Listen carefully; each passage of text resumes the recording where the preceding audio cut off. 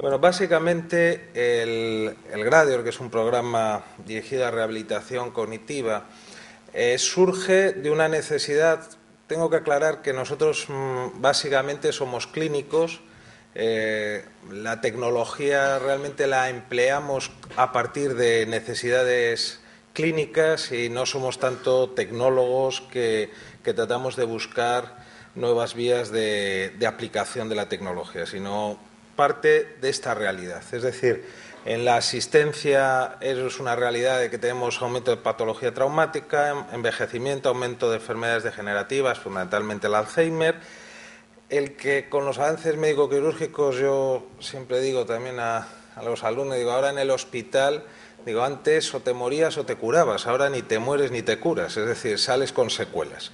Entonces, toda esta cuestión pues lleva a que en las consultas nuestras cada vez son más las personas con deterioro, con déficit cognitivo, y ese aumento de demanda asistencial pues nos llevó en su momento a plantearnos el qué podíamos hacer o cómo podríamos abordar este tema. Así fuimos a un estudio básico del modelo asistencial, en donde qué podemos hacer dentro del marco nuestro de trabajo. La realidad es que el tiempo de trabajar en rehabilitación cognitiva es alto, eso significa alto coste.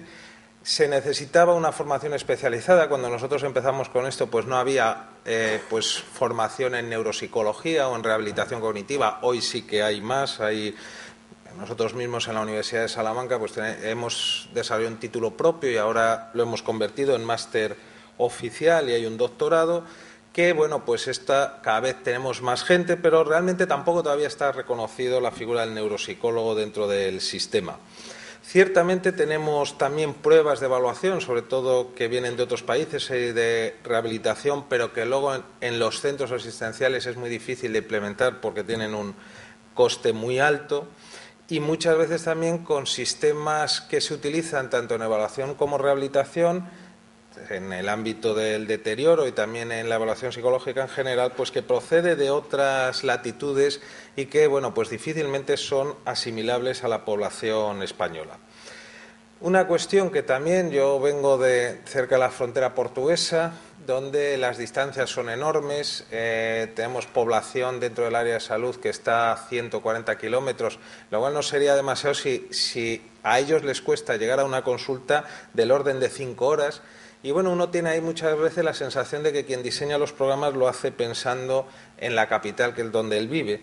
Pero realmente nosotros, mucha de nuestra población, concretamente 2/3 de nuestro área asistencial, vive en la zona rural, y todo esto de los centros de día y todas estas cuestiones tan útiles en el ámbito capitalino de las grandes poblaciones, pues realmente constituyen instrumentos inútiles cuando estamos hablando de la población rural que vive en esos pequeños pueblecillos que tenemos por aquella zona. Luego, otra cuestión era cómo poder que toda esta población participara de estos programas.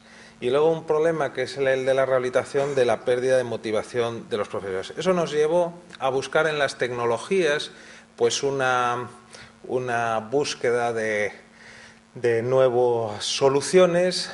Luego, pues aprovecho también pues para hablar del programa Consolider, que es un poco el que nos viene financiando últimamente y en el que participa también el profesor Gutiérrez, que inició esta jornada. Y la solución nuestra que buscamos fue el Gradior. El que quiera ampliar está en la exposición, que en definitiva es un sistema de rehabilitación cognitiva individualizada. Básicamente, cuando hablamos del trabajo en deterioro cognitivo, digamos que hay dos grandes intervenciones. Una es la psicoestimulación, que es el hacer ejercicios cognitivos, que es pues lo que son los talleres de memoria, lo que son pues esto que anuncia en la tele del Brain Training de Nintendo, todas estas cuestiones que en definitiva es como hablar en términos físicos de gimnasia de mantenimiento, es hacer un poquito de todo y mantenerse activo, lo cual ha probado y existen estudios que muestran su utilidad, sobre todo en términos de prevención. Y otra cuestión diferente es la rehabilitación, que va dirigida a alteraciones concretas y que necesariamente va ligada a una evaluación, no una evaluación para ver cómo evoluciona, sino una evaluación que identifica déficits y que en base a esos déficits que identifica establece el programa. Evidentemente, eso obliga a hacer programas individualizados y que de alguna manera pues obliga también a utilizar muchos terapeutas, como decía antes. Lo que se trató y lo que se trata en el programa Gradior es, como planteamos, poder hacer rehabilitación individualizada en grupo, con lo cual reducimos costes. Esa sería la cuestión, y entonces fue, ya digo, el programa Gradior que trata de, bueno, pues estos son pantallas de gestionar esa rehabilitación cognitiva individualizada, trabajando según la metodología que uno aplique en la rehabilitación, así como los déficits cognitivos que encontremos. Y esto es un ejemplo de las salas de terapia en donde nosotros trabajamos, donde básicamente este es un grupo de personas con esquizofrenia, con las que hacemos la rehabilitación cognitiva, y donde quiero destacar que cada uno hace un programa individual adaptado a sus necesidades, adaptado a la evaluación previa que se ha realizado, y en donde una persona no especializada, que bueno, conoce más o menos el programa, tutela, pero cada uno va haciendo y además en grupo. Digamos que esto nos supone una reducción de costes importantes y además nos permite también que, poniendo un ordenador en el domicilio de la persona, también podamos hacer un seguimiento con muy poca formación del cuidador. Ya digo, y se verá ahí que el sistema funciona con pantalla táctil, pues porque razones obvias de que está dirigido no a personas acostumbradas a manejar el ordenador. Es un sistema muy flexible, que lo trabajamos en esquizofrenia, trabajamos en demencia, trabajamos en traumatismos craneoencefálicos, incluso ahora en hiperkinéticos.